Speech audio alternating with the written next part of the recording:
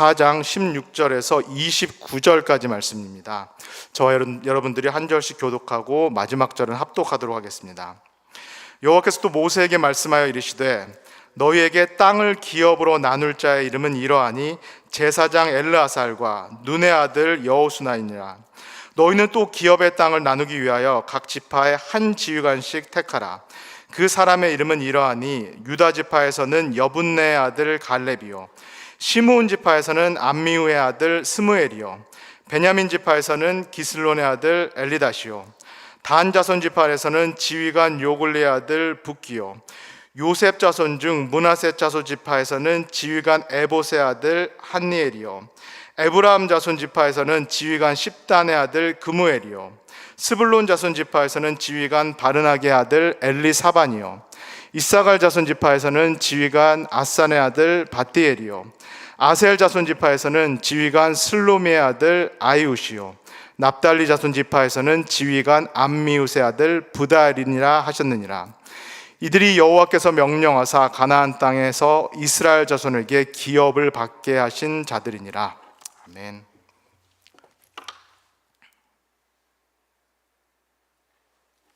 안녕하세요. 토요 아침 예배에 나오신 모든 분들을 주님의 이름으로 환영합니다. 오늘 함께 읽으셨듯이 오늘 본문도 계속해서 민수기 말씀입니다. 그런데 제가 정해진 제 설교 스케줄에 따르면은 오늘이 제가 이 토요 예배에서 민수기 설교를 하는 마지막 시간입니다. 제가 다음 주 목요일 날 다시 매일 만나를 진행하는 그런 설교 스케줄인데, 그때는 시편 73편 본문으로 설교를 진행하게 됩니다. 그래서 오늘은 제가 마지막으로 민수기를 본문으로 해서 설교하는 그런 시간입니다. 저희가 이 민수기 본문을 언제부터 시작했는지 혹시 기억하시는 분 계신가요? 3월 달부터 시작했습니다. 저희가 3월 달부터 민수기 본문으로 설교를 또 나눔을 시작했기 때문에 오늘이 6월 7일, 약 3개월 남짓, 3개월 조금 넘은 시간 동안에 저와 성도님들이 함께 민수기를 나누고 또 공부했습니다. 민수기를 맞춰가는 이 시점에서 우리 성도님들의 소감은 어떠신지요? 시원하신가요? 아니면 섭섭하신가요? 저는 학교에서 교수 사역을 병행하고 있기 때문에 한 학기가 보통 16주 4달로 구성이 되어 있습니다. 그래서 학기가 마칠 때쯤 되면은, 한 과목이 끝날 때쯤 되면은 이 복합적인 마음이 듭니다. 한마디로 시원섭섭한 마음이, 여러 가지 감정이 함께 듭니다. 한 학기 동안에 한 과목을 가르쳐야 되기 때문에 공부를 열심히 해야 되고 또 준비를 많이 해야 되기 때문에 학기가 마치게 되면은 몸과 마음이 우선 시원합니다. 그런데 동시에 이 과목, 이 주제에 대해서 더 공부를 하고 싶다, 더 배우고 싶다라는 그런 마음이 들면서 또 섭섭한 마음이 들기도 합니다. 민수기 설교를 맞춰가는 이 시점, 민수기 공부를 또 나눔을 맞춰가는 이 시점에서 저에게는 이런 복합적인 그런 마음, 복합적인 감정, 시원섭섭한 마음이 듭니다. 우리 성도님들도 다 그러셨겠지만 민수기라는 책이 결코 쉬운 책이 아닙니다. 그래서 민수기를 공부하고 또 설교를 해야 돼서 준비하느라고 여러 가지 어려움들이 있었던 것이 사실입니다. 그래서 마치게 돼서 한편으로는 시원합니다. 그러나 동시에 민수기를 통하여서 개인적으로 참 많은 은혜를 받았습니다. 먼저 민수기 말씀을 읽으면서 제 자신을 진솔하게 그리고 정직하게 돌아볼 수 있는 그런 시간을 가졌습니다. 그리고 때로는 저를 질책하시는, 제 자신의 모습을 보여주시면서 저를 질책하시는 그 하나님의 음성을 또 겸허하게 들을 수 있는 시간을 가졌습니다. 하나님께서 이스라엘 백성을 출애굽시키셨고 또 이스라엘 백성에게 큰 기대와 소망을 품으셨던 것처럼 나를 구원하신 하나님, 그리고 우리를 구원하신 하나님께서 마찬가지로 우리에 대해서, 우리의 삶에 대해서도 큰 기대와 또 큰 소망을 갖고 계시다라는 것을 다시 한번 확인할 수 있는 그런 시간이었습니다. 제가 누렸던 이 은혜들, 제가 느꼈던 이 감정들을 우리 성도님들께서도 함께 누리셨기를 바랍니다. 오늘 함께 읽은 이 본문 민수기 34장 16절에서 29절의 말씀, 이 말씀도 32장, 34장, 그리고 33장, 34장까지 이어지는 이 큰 유닛, 한 단락의 한 부분입니다. 그래서 오늘 본문을 우리가 잘 이해하기 위해서는 32장에서부터 시작되는 그리고 34장까지 이어지는 이 큰 유닛의 맥락 가운데서 오늘 본문을 이해하겠습니다.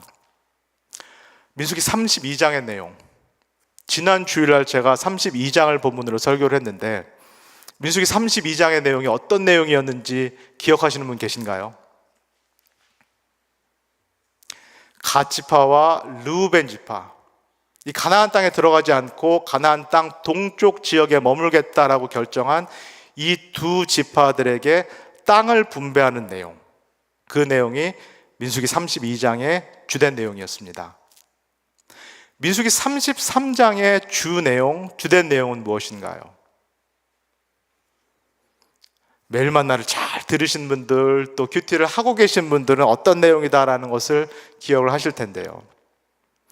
민수기 33장의 주 내용은 모세가 지금까지의 40년 여정, 출애굽부터 이스라엘 공동체가 이 모압 평지에 오기까지의 이 40년의 여정을 기록에 남겨놓았습니다.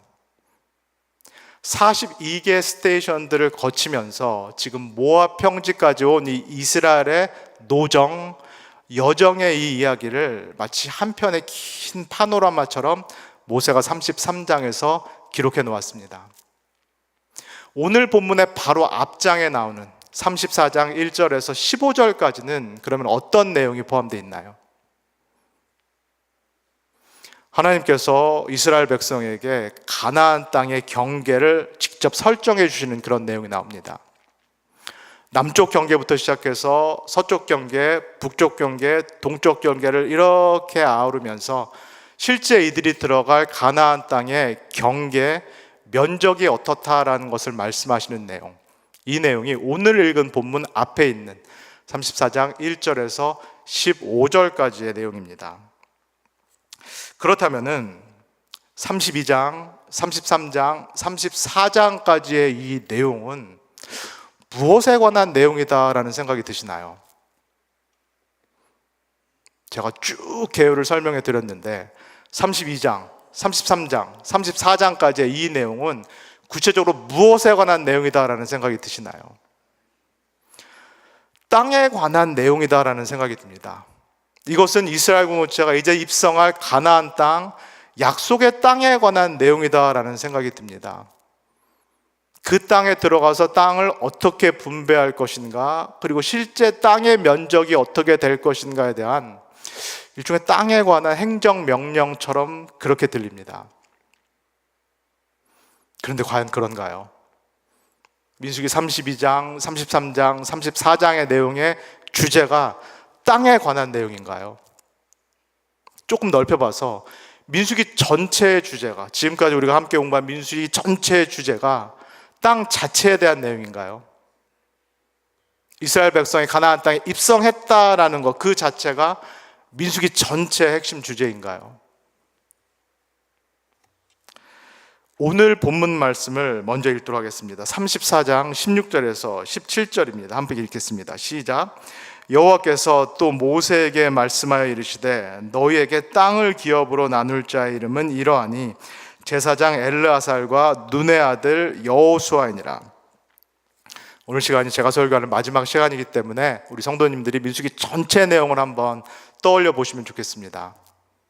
이스라엘 공동체가 지금 출애굽을 해서 모압 평지, 가나안 입성 직전까지 다다른 이 시점까지 이스라엘 전체 백성을 이끌고 온 그 지도자들은 누구였나요? 미리암, 아론, 그리고 모세였습니다. 이 세 지도자가 이 이스라엘 공동체 전체를 이끌었던 대표 지도자들입니다. 그런데 민수기 20장에서 미리암이 사망을 하게 됩니다. 그리고 동일한 장에서 아론, 이 대제사장 아론도 미리암의 뒤를 따르게 됩니다. 그리고 오늘 이스라엘 백성에게 말씀하고 있는 이 모세도 실은 가나안 땅에 입성하지 못하고 가나안 땅 밖에서 사망하게 됩니다. 그래서 모세 지도자 자리를 여호수아에게 물려주고 있고, 그 다음에 대제사장이었던 이 아론의 지위를 그의 아들 엘르아살에게 승계하는 장면이 기록되어 있습니다. 그런데 지금 이루어지고 있는 이 승계, 이 계승, 이 작업이 자연스러운 승계, 자연스러운 계승인가요? 미리암과 아론과 모세가 나이가 많이 들어서 은퇴할 때가 돼서 일어나는 자연스러운 그런 세대 교체인가요? 미리암과 아론과 모세가 영예롭게 은퇴하면서 이제 제2세대 지도자인 여호수아와 엘르아살이 세워지는 그런 장면인가요? 우리 민수기 20장 12절을 한번 읽겠습니다. 시작. 여호와께서 모세와 아론에게 이르시되 너희가 나를 믿지 아니하고 이스라엘 자손의 목전에서 내 거룩함을 나타내지 아니한 고로 너희는 이 회중을 내가 그들에게 준 땅으로 인도하여 드리지 못하리라 하시니라. 우리가 민수기 34장 오늘 본문을 통해서 보고 있는 모세가 여호수아에게 그의 지위를 물려주는 장면, 대제사장인 아론이 그의 아들 엘르아살에게 그의 지위를 물려주는 이 승계, 이 계승, 이 세대 교체는 자연스러운 승계, 자연스러운 세대 교체가 아닙니다. 불가피한 상황에서 발생하는 어떤 사건 때문에 일어나는 전혀 예상치 못했던, 전혀 계획하지 않았던 일 때문에 하게 되는 부자연스러운 그런 승계, 부자연스러운 계승입니다. 우리가 민수기를 통해서 보는 그 무리바 물 사건, 아론과 모세가 하나님의 명령을 구체적으로 순종하지 못했던 그 사건, 하나님께서는 여전히 불순종하고 반역하는 자신의 백성 이스라엘을 그래도 여전히 사랑하시고 오래 참으시고 이들에게 물을 주시고자 하시는데, 이 모세와 아론이 하나님의 이 거룩하심, 하나님이 자신들과 다르시다라는 것을 잊어버리고 오히려 이스라엘 백성들에게 반역자들이다라고 화를 내면서 하나님을 제대로 대변하지 못한 사건, 하나님이 어떤 분이시다라는 것을 보이지 못한 사건, 이 무리바 사건 때문에 하나님께서 아론과 모세를 심판하십니다. 아론과 모세는 가나안 땅에, 약속의 땅에 들어갈 수 없다라고 말씀합니다. 지금 우리가 보고 있는 이 세대 교체는 자연스럽거나 예정된 세대 교체가 아니라 어떤 특정한 사건, 모세와 아론의 죄 때문에, 하나님의 심판 때문에 발생하고 있는 그런 세대 교체입니다. 이 대표 지도자들의 세대 교체는 이렇게 이루어지고 있는데, 그렇다면 이스라엘의 각 지파 지도자들, 지휘관들은 어떤가요? 우리 민수기 오늘 읽은 34장 18절에서 21절을 읽겠습니다. 시작. 너희는 또 기업의 땅을 나누기 위하여 각 지파에 한 지휘관씩 택하라.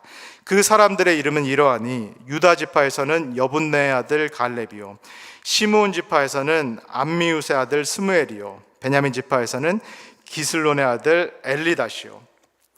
시간상 다 읽지는 못하지만 아까 저희가 읽은 대로 갓 지파와 르브론 지파, 이 두 지파, 가나안 동쪽에 살겠다라고 결정한 이 두 지파의 지휘자들 이름을 빼고 9반 지파의 그 지도자들, 지휘자들의 이름이 이 민수기 34장에 기록되어 있습니다. 그런데 민수기 34장에 보는 듯한 이 지휘관들, 지도자들의 리스트가 민수기 전체에서는 총 3번이 나옵니다. 민수기 3장에서 첫 번째, 이스라엘 백성이 진영을 갖추고 이제 행군하기 직전, 행군하기 이전에 하나님께서 지휘관을 세우시는 그 장면, 민수기 3장에서 이 지휘관 리스트가 한 번 나옵니다. 그리고 두 번째로 민수기 13장에서 하나님께서 가나안 땅에 정탐꾼을 보낼 때 각 지파에서 지휘관들을 차출하게 됩니다. 그때 두 번째 지휘관 리스트가 나옵니다. 그리고 오늘 본문 민수기 34장에서 세 번째, 이 공동체가 실제로 가나안 입성을 하기 전에 들어가서 어떻게 땅 분배를 할 것인가, 그것을 관리할 지휘관들의 리스트가 세 번째로 여기에 등장합니다. 오늘 본문을 읽으시면서 우리 성도님들이 나는 이 지휘관 이름 안다, 들어봤다 하시는 분 누구였나요? 저와 같이 딱 한 사람 있었을 텐데요. 누구였나요? 유다 지파의 지휘관 여분네의 아들 갈렙입니다. 갈렙을 제외하고 다른 모든 지파의 지도자들의 이름은 낯섭니다. 매우 생소합니다. 처음 들어봤습니다. 왜 그럴까요? 민수기 3장에서 나왔던 그 리스트에 있었던 지휘관들, 그리고 민수기 13장에 나왔던 그 리스트에 있었던 지휘관들은 지금 다 없습니다. 다 빠져 있습니다. 똑같은 질문입니다. 이 지휘관들의 세대 교체, 이 지도자들의 세대 교체도 자연스러운 세대 교체인가요? 이 세대 교체가 이 지휘관들이 나이가 많이 들어서 은퇴할 때가 돼서 일어나는 자연스러운 세대 교체인가요? 우리 민수기 14장 22절에서 23절까지 읽겠습니다. 시작.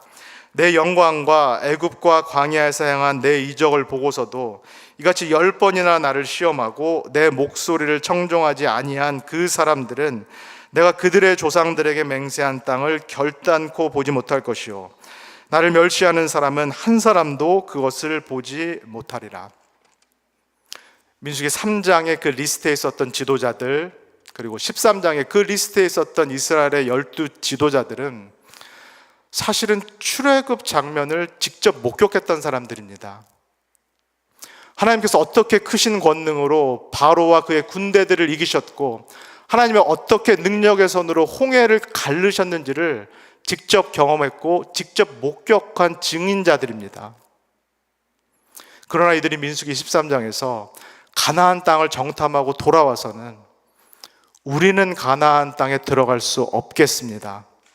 우리는 두려움 때문에 이 가나안 땅에 입성할 수 없겠습니다 라고 말합니다. 그리고 하나님께서는 이 이스라엘 지도자들의 불신, 이 이스라엘 지도자들의 믿음 없음을 가리켜서 너희들이 나를 멸시했다라고 말씀합니다. 출애굽을 일으키셨고 이집트의 신들을 무찌르셨고 지금까지 모든 필요들을 채우셨던 이 하나님을 너희들의 불신, 너희들의 믿음 없음이 멸시하고 있다라고 말씀합니다. 어려운 상황이 닥쳤을 때 오히려 백성들을 일으켜 세워야 되고 백성들의 믿음을 북돋아야 될 이 지도자들이 오히려 먼저 낙심하고 먼저 두려움에 빠져서 백성들을 낙담시킨 이 일, 그리고 백성들의 믿음을 흔들었던 이 일 때문에 하나님께서는 이 사람들은 더 이상 지도자, 지휘자 역할을 맡을 수 없다라고 하십니다. 이 이스라엘의 지도자에게 일어난 이 세대 교체도 자연스럽거나 정상적인 세대 교체가 아니라 특정한 일, 그들이 했던 잘못 때문에 발생했던 예상치 않았던 계획에 없었던 하나님의 심판 때문에 일어난 그런 세대 교체입니다. 함께 나눈 대로 이스라엘의 전체 지도자 미리암과 아론과 모세도 이렇게 세대 교체가 됐고 이스라엘 12지파 지도자도 마찬가지의 방식으로 세대 교체가 됐습니다. 그렇다면 나머지 회중들은 어떤가요? 이 지도자들만 약속의 땅 가나안 땅에 못 들어가고 나머지 회중들은 다 가나안 땅에 들어가게 되나요? 민수기 25장 3절에서 5절까지 한번 읽겠습니다. 시작. 이스라엘이 바알볼에게 가담한지라 여호와께서 이스라엘에게 진노하시니라. 여호와께서 모세에게 이르시되 백성의 수령들을 잡아 태양을 향하여 여호와 앞에 목매어 달라. 그리하면 여호와의 진노가 이스라엘에게서 떠나니라. 모세가 이스라엘 재판관들에게 이르되 너희는 각각 브알볼에게 가담한 사람들을 죽이라. 이스라엘이 바알볼에게 가담한지라. 하나님께서 직접 출애굽을 하셨고 하나님께서 직접 입히시고 먹이셨고 하나님께서 이 모압 평지까지 인도하신 이 이스라엘 백성, 그러나 이 이스라엘 백성이 모압 평지에서 모압 사람들을 만나게 되고 모압 사람들이 섬기는 바알볼의 신을 만나게 되자 이들이 우상 숭배에 가담합니다. 자신들에게 구원을 주셨고 지금까지 자신들의 필요를 채워줬던 하나님을 헌신짝처럼 버리고 이방신을 섬기는 일에 가담합니다. 이들은 하나님을 버림과 동시에 하나님께서 그들에게 주셨던 뜻과 소명, 그들에게 주셨던 율법도 함께 버립니다. 그래서 하나님께서 원하셨던 것과는 정반대의 삶, 이 모압 사람들의 풍습, 혼합주의적인 이 음란 행위에 가담합니다. 모압 사람들과 똑같이 자신의 욕망을 최우선적으로 사는 그 삶에 이 이스라엘 백성, 출애굽했다라는 이 이스라엘 백성, 언약 백성이다라는 이 이스라엘 백성이 동화되기 시작합니다. 1세대 전체에서 2세대로 넘어가는 이 이스라엘의 세대 교체의 이야기, 민수기의 이 세대 교체의 이야기는 자연스러운 세대 교체의 이야기가 아닙니다. 매우 부자연스러운 세대 교체의 이야기고, 하나님께서 이들을 원래 출애굽했을 때 예상하지 못했던, 계획하지 않았던 그런 세대 교체가 지금 일어나고 있습니다. 이 세대 교체가 왜 일어나고 있나요? 누구 때문에 왜 일어나고 있는 것인가요? 머리부터 발끝까지, 전체 지휘관부터 일반 백성까지 이스라엘 백성 전체가 하나님 앞에서 죄를 범했기 때문입니다. 그들의 죄로 인해서 지금 1세대에서 2세대로 세대 교체가 이루어지고 있는 것입니다. 제가 앞에서 드렸던 그 질문을 다시 생각해 보면 좋겠습니다. 오늘 함께 읽은 본문 민수기 34장 16절 이후부터의 이 본문이 핵심 주제가 땅에 대한 이야기인가요? 아니면 이 본문이 포함되어 있는 32장, 33장, 34장의 이야기가 땅에 대한 일종의 행정명령에 대한 이야기인가요? 우리가 지금까지 읽고 오늘 마치게 되는 이 민수기 전체의 주제가 이스라엘 백성이 하나님께서 약속하신 대로 가나안 땅에 들어갔다라는 그 해피엔딩, 이스라엘 백성이 구원을 받았다라는 그 해피엔딩이 이 민수기 전체의 주제인가요? 민수기가 포함되어 있는 이 토라라고 말하는 모세 오경도 마찬가지로 하나님께서 출애굽하셨고 안전하게 이들을 약속의 땅에 보내셨다라는 이 행복한 이야기가 주제인가요? 그렇지 않습니다. 계속 본 대로, 특별히 오늘 본 대로 민수기 전체의 주제는 땅 자체가 아닙니다. 약속의 땅, 가나안 땅 자체가 민수기 전체 모세 오경의 주제가 아닙니다. 오히려 이 약속의 땅에 들어간, 가나안 땅에 들어간 이 이스라엘 백성, 하나님의 언약 백성이 이 약속의 땅에서 어떻게 살 것인가, 구원을 받았다라는, 출애굽 사건을 경험했다라는 이 이스라엘 백성이 이 약속의 땅, 하나님의 나라에서 과연 어떻게 살 것인가, 이것이 민수기 전체 그리고 모세오경 이 토라의 핵심 주제가 되겠습니다. 그렇다면 이 약속의 땅에 들어가서 언약 백성으로서 과연 어떻게 살아야 될까요? 우리 민수기 33장 52절에서 53절 한번 읽겠습니다. 시작. 그 땅의 원주민을 너희 앞에서 다 몰아내고 그 새긴 석상과 부어 만든 우상을 다 깨뜨리며 산당을 헐고 그 땅을 점령하여 거기 거주하라. 내가 그 땅을 너희 소유로 너희에게 주었습니다.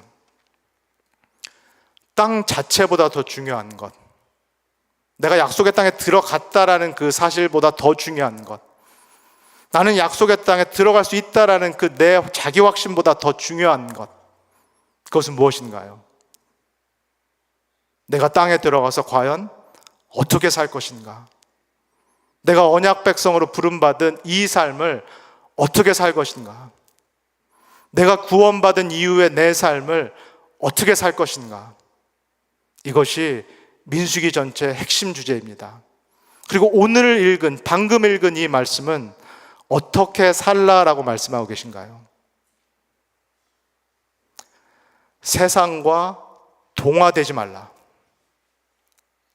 세상과 타협하지 말라. 가나안 민족으로 대표되는 세상 풍조, 세상 정신을 쫓아 살아가지 말라. 세상 사람들과는 다르게 살라. 세상 사람들과는 구별되게 살라. 이것이 민수기 전체, 그리고 모세 오경이 우리에게 말씀하시는 하나님의 뜻입니다. 1세대 공동체는 이 지점에서 실패했습니다. 이집트 제국에서의 삶에서 이집트 공동체를 출애굽시키셨고, 광야 40년의 여정을 통해서 그들이 전에 살던 이집트 제국에서의 삶과는 다르게 살라라고, 구별되게 살라는 그 목적 때문에 40년의 시간이 필요했습니다. 그러나 이스라엘 백성은 모압 사람들과 동화되고 그들이 사는 그 삶의 방식을 그대로 답습하면서 하나님의 뜻과 하나님의 기대를 저버리고 말았습니다. 그러나 언약의 신실하신 하나님은 이제는 1세대 공동체가 아니라 이 2세대 공동체로 하여금 당신의 뜻, 당신의 기대를 담아서 가나안 땅에 입성시키십니다. 그리고 그 땅에 들어가서 세상과 타협하지 말아라. 세상과 동화되지 말아라. 가나안 사람들과는 다르게 살아라. 구별되게 살아라. 이것이 너희를 출애굽한 나의 뜻이니라 라고 다시 한번 분명하게 말씀하고 계십니다.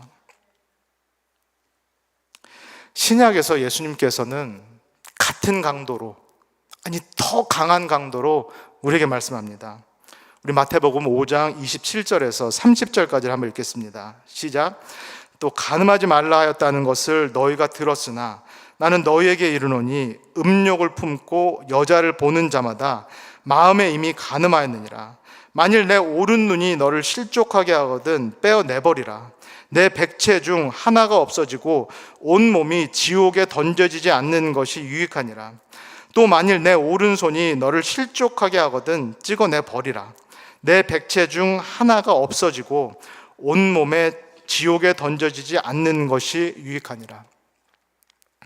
예수님께서 하시는 이 말씀은 누구에게 하시는 말씀인가요? 교회 공동체 밖에 있는 사람에게 하시는 말씀인가요? 안에 있는 사람들에게 하시는 말씀인가요? 예수님을 믿지 않는 사람들에게 하시는 말씀인가요? 예수님을 이미 믿었다 하는 사람들에게 하시는 말씀인가요? 예수님을 이미 믿었다 하는 사람들, 이미 교회 공동체 안에 들어와 있다라는 사람들에게 하시는 예수님의 준엄한 명령입니다. 땅에 들어갔다라는 것 자체가 중요한 것이 아니라 구원을 받았다라는 것 자체, 내가 구원의 확신을 가지고 있다라는 것 자체가 중요한 것이 아니라 내가 과연 어떻게 살 것인가가 핵심 문제입니다. 그리고 예수님께서는 마태복음 이 산상수훈의 말씀을 통하여서 믿는 자들이 죄를 멀리해야 된다라는 것을 말씀하고 계십니다.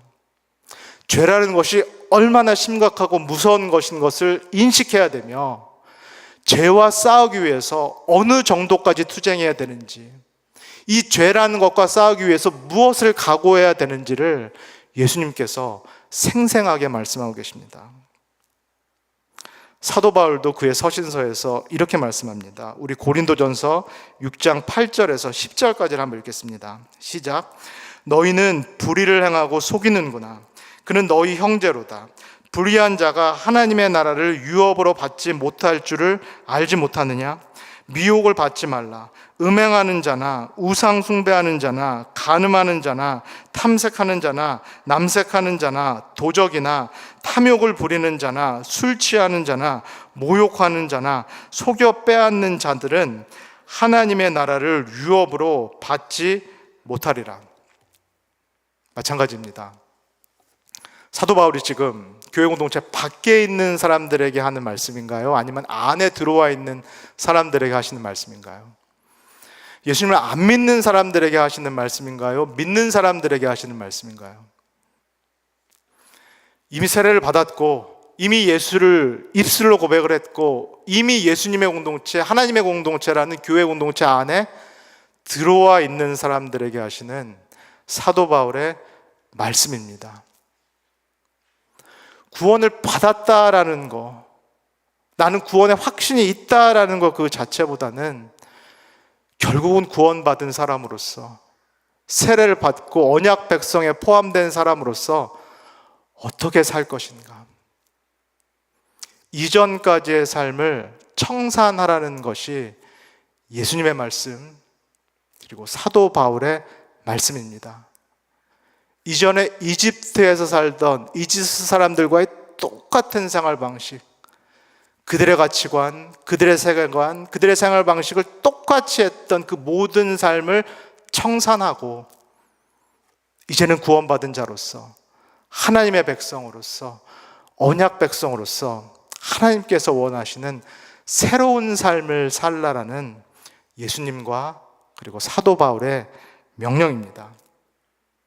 그렇지 못한 사람은 비록 세례를 받았지만, 비록 교회 공동체 안에 들어와 있지만 무엇을 받을 수 없다? 하나님의 유업을 받을 수 없다라고 말씀합니다. 구원을 따놓은 당상처럼 여기는 경우, 내가 믿음으로 천국 티켓을 얻었기 때문에 그 이후의 나의 삶, 나의 행위, 윤리적인 삶이 나의 구원에 아무 영향을 미치지 않는다라고 생각하는 사람, 그래서 율법과는 정반대의 삶을 사는 그런 사람, 하나님의 뜻과는 정반대의 삶을 살면서 나는 죽어서 천국에 갈 수 있다라고 확신하는 사람, 그 사람에게는 하나님께서 유업을, 기업을 선물로 주시지 않겠다라고 말씀합니다. 사랑하는 성도 여러분, 말씀드린 대로 오늘이 제가 민수기로 설교하는 마지막 시간입니다. 오늘 본문, 그리고 민수기 전체의 핵심, 모세오경, 토라 전체의 핵심은 무엇인가요? 땅이 아닙니다. 가나안 땅, 약속의 땅에 들어갔다라는 이야기가 이 전체의 이야기의 핵심이 아닙니다.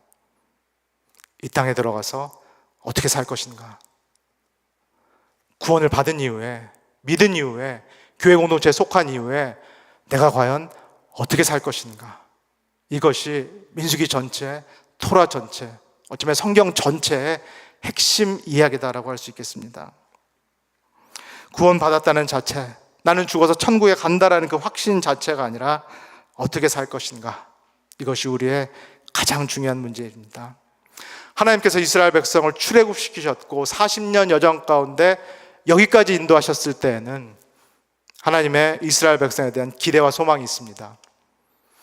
하나님이 예수 그리스도를 통해서 우리를 구원하셨을 때에는 단지 우리가 죽어서 천국에 가기 위한 그 기대 때문에 우리를 구원하신 것이 아니겠습니다. 마찬가지로 우리를 구원하신 이유는 우리의 삶에 대한, 이 땅에서의 우리의 삶에 대한 하나님의 기대와 소망이 있기 때문입니다. 그리고 하나님께서는 그 기대와 소망을 잊지 말라고 하나님의 말씀에, 율법에 하나님의 정신을 담아 주셨습니다. 율법은 구원을 얻기 위한 조건은 아닙니다. 내가 율법을 지켰기 때문에 구원을 받는 것이 아닙니다. 그러나 율법은 구원을 값없이 받은 사람들이 마땅히 지켜야 되는, 예수님께서 그리고 사도 바울이 강조한 것처럼 구원을 값없이 받은 사람들이 마땅히 힘써 최선을 다해 지켜야 되는 하나님의 우리를 향한 뜻입니다. 민수기를 모두 마치는 이 시점에서 저는 우리 성도님께서 이거 한 가지만 꼭 기억하시면 좋겠습니다. 하나님께서 우리를 구원하신, 우리를 예수를 믿게 하신 이유가 있습니다. 그것은 우리로 하여금 세상과 동화되지 않는 삶을 살기 위함입니다. 우리로 하여금 세상과 타협하지 않는 삶을 살기 위함입니다. 우리로 하여금 하나님께서 원래 창조하실 때 계획했던 그 뜻, 하나님의 자녀, 하나님의 백성, 언약 백성으로 살게 하시기 위해서 우리를 구원하셨다는 그 사실을 꼭 기억하시는 우리 모든 성도님들 되시기를 주님의 이름으로 간절히 소원합니다. 다 같이 기도하겠습니다.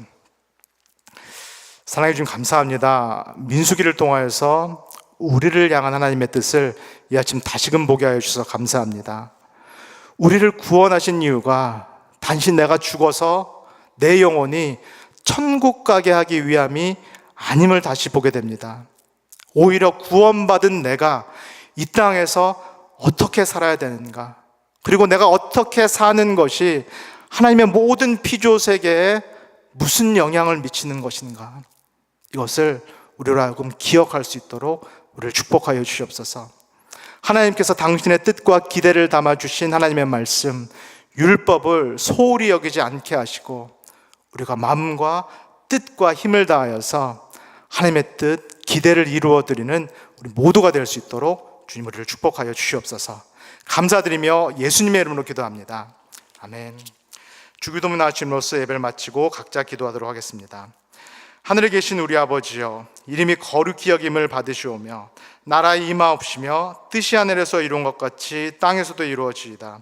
오늘날 우리에게 일용할 양식을 주옵시고 우리가 우리에게 죄진 자를 사하여 준 것 같이 우리의 죄를 사하여 주옵시고 우리를 시험에 들게 하지 마옵시고 다만 악에서 구하옵소서. 나라와 권세와 영광이 아버지께 영원히 있사옵나이다. 아멘.